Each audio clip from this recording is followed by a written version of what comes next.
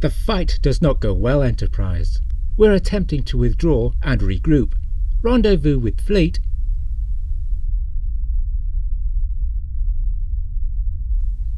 One of my favourite TNG scenes is in the Best of Both Worlds Part 2, when the Enterprise encounters the aftermath of Wolf 359. It is eerie to see the destruction, knowing we have missed the action. It is the calm after the storm, and wreckage sparked, and the life signs are negative. 40 starships gathered at Wolf 359. 39 were destroyed.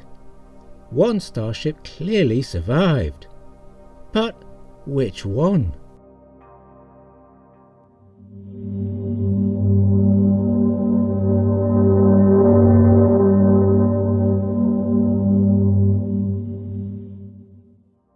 Wolf 359 lies below the constellation of Leo, at least when viewed from Earth. It is an M-type star, a red dwarf, and has a luminosity of around 0.1% that of our Sun. Unlike another red dwarf of our acquaintance, it is not 3 million years from Earth, nor is it out of Shakenvac. It is 7.86 light-years away. It came by its name through being given the number 359 by German astronomer Max Wolf, and so it has come to be known as Wolf 359. In this video, we will look at 3 possible candidates for the sole survivor of the Battle of Wolf 359, and then wonder if, in some sense, there were in fact 2 battles of Wolf 359.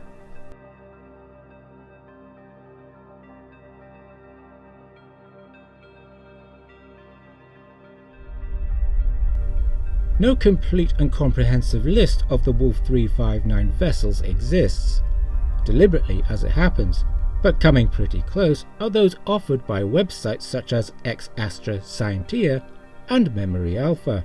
Star Trek Online included a very questionable list that included an Akira-class vessel wryly named USS Canada, a list we can dismiss as Wolf 359 was before the Akira-class made their first appearance.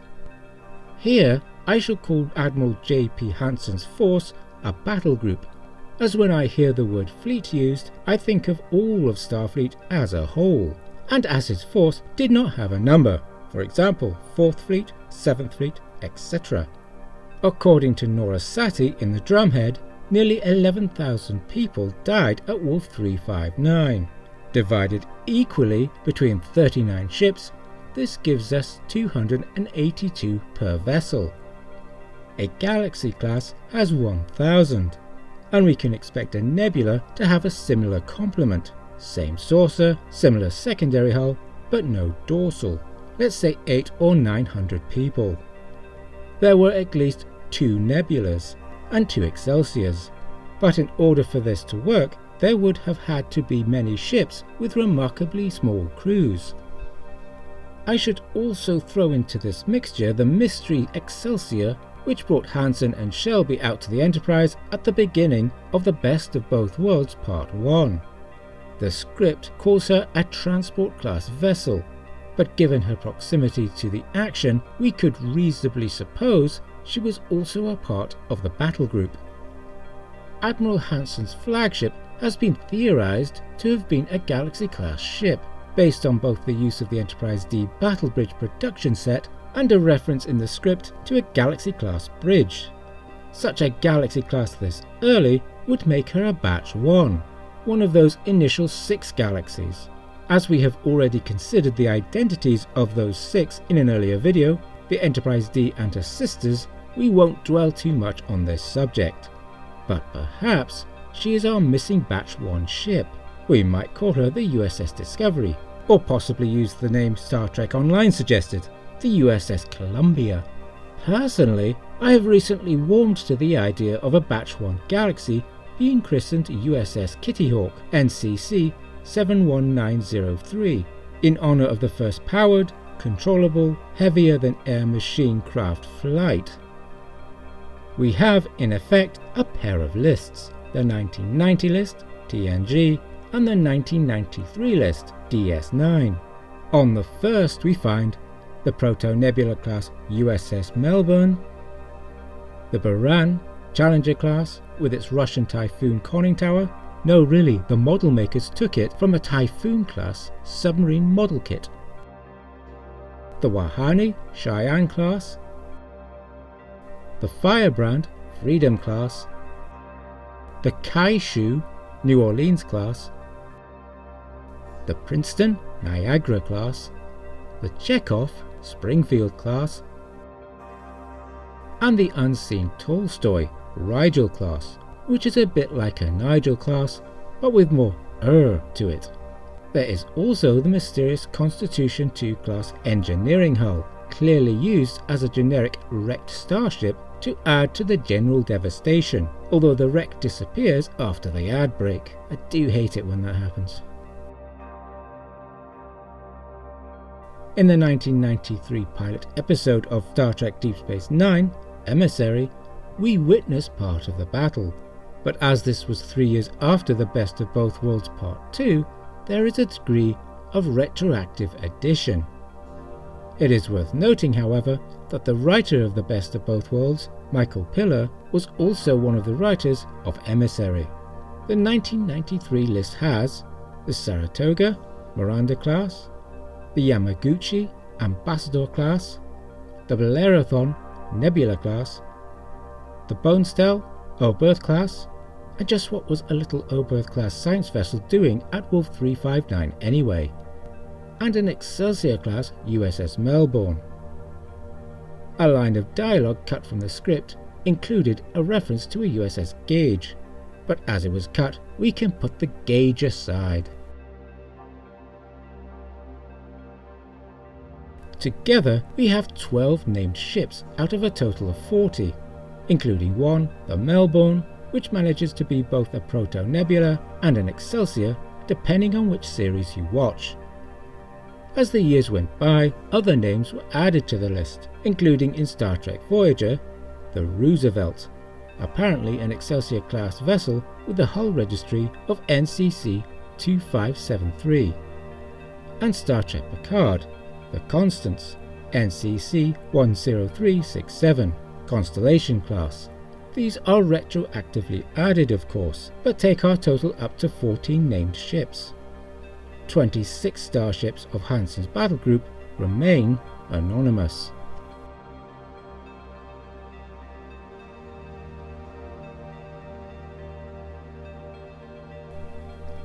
The Endeavour was a Nebula-class vessel, apparently carrying a hull registry of NCC 71805.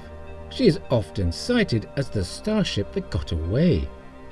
The evidence, however, is not as concrete as we might suppose.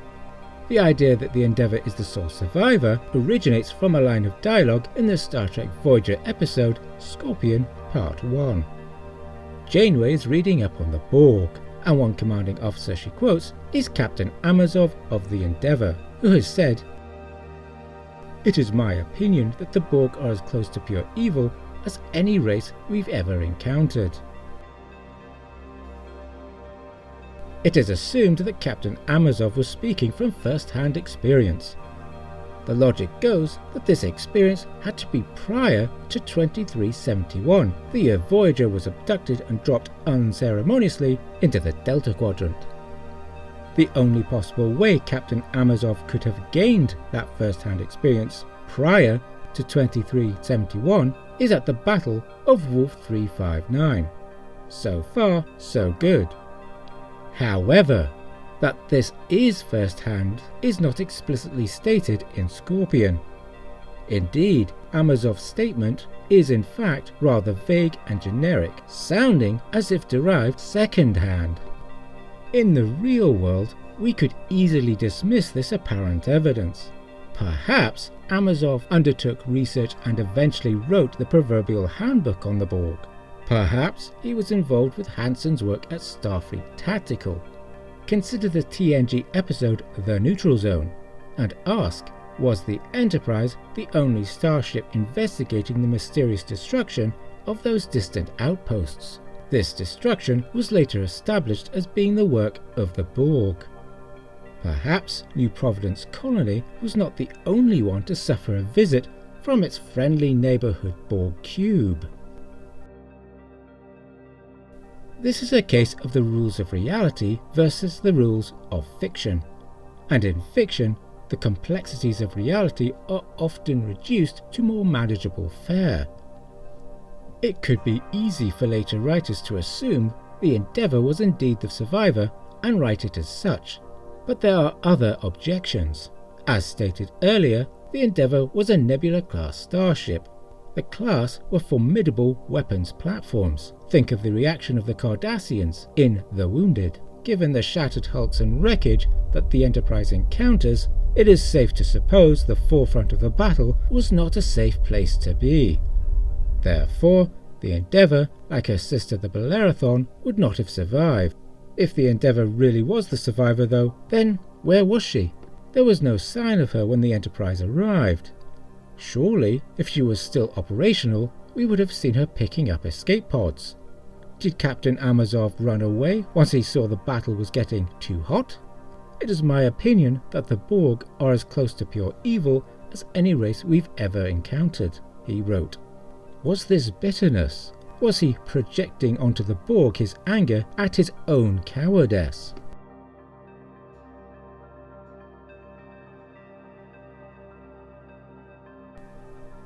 Was the Enterprise intended by the episode writer to be the 40th starship, the ship that survived?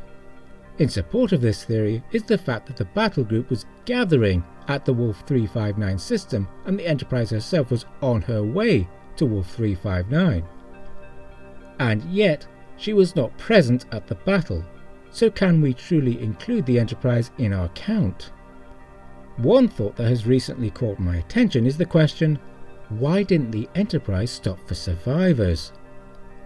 Admittedly, she was on an urgent mission, chasing the Borg cube, but this supposes that only the Enterprise could put an end to its Borg nonsense, which in real-world terms is rather arrogant, even if in-universe this was true. A possibility is that the sensors detected another ship picking up escape pods. But if this was the case, then why not offer a little help? Whichever starship picked up Cisco and company, it wasn't the Enterprise. On the other hand, there were supposedly no life signs or power readings detected by the Enterprise from the wrecked battle group. How is this possible? Emissary offered us survivors from Wolf 359, but the best of both worlds offered only death and destruction. It is almost as if there were two battles of Wolf 359, the battle in the best of both worlds and the battle in Emissary. No survivors versus survivors.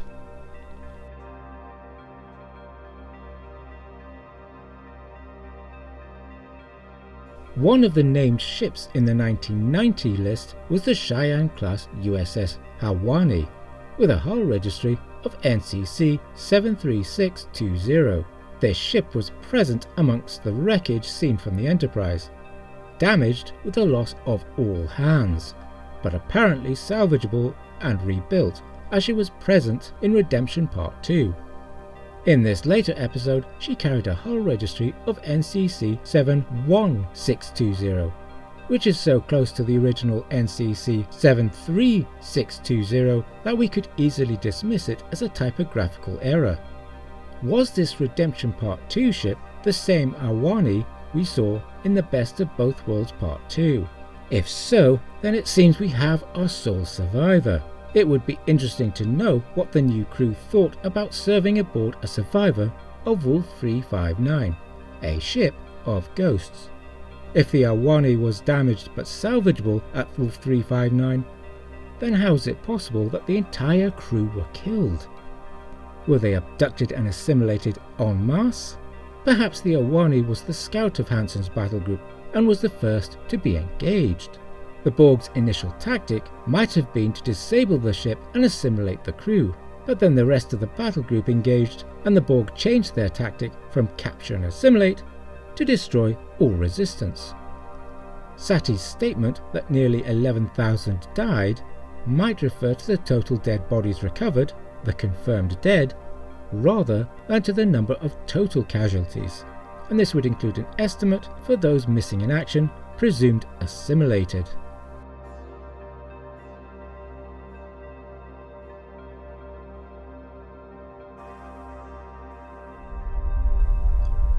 It can be argued that there were two battles of Wolf 359, the one the aftermath of which we see in TNG The Best of Both Worlds Part 2, and the one we actually see in DS9 Emissary.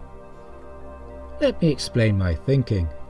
The battle aftermath was depicted in the 1990 broadcasted TNG episode, and was a specific vision of a catastrophe.